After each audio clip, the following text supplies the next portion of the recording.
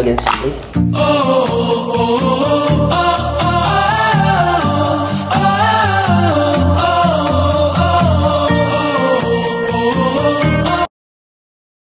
Guys, ito na imumukbang natin guys. So, samahan nyo ako guys. Ang sarap.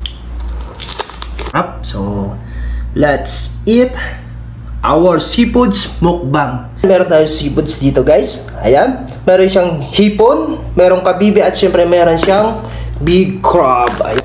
Itong video pa lang ito ay request ni All About Ann. Ito na Ann, ito na yung request mo na seafoods, All About Ann. So sana nag-enjoy ka dito. Hindi na ako makapaghintay dito. Ang sarap nito guys, talagang let's eat. Okay, meron tayong kanin. So gusto ko magkakamay lang ako guys.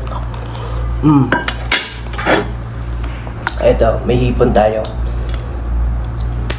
So tatanggalan muna natin yan ng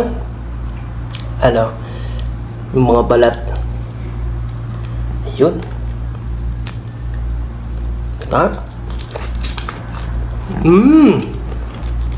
Fresh na fresh pa rin. Meron tayong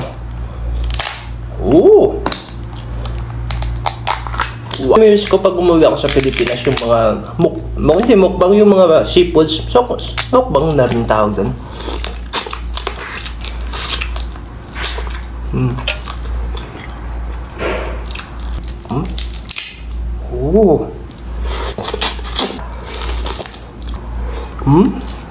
Paano ito babasagin? Kailangan may pambasag tayo dito. Ayun, basag ko.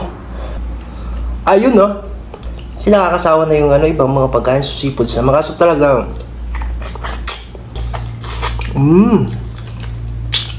Again, simply. Tayo ngayon ng seafoods. Seafoods mukbang. Ayan. Wow.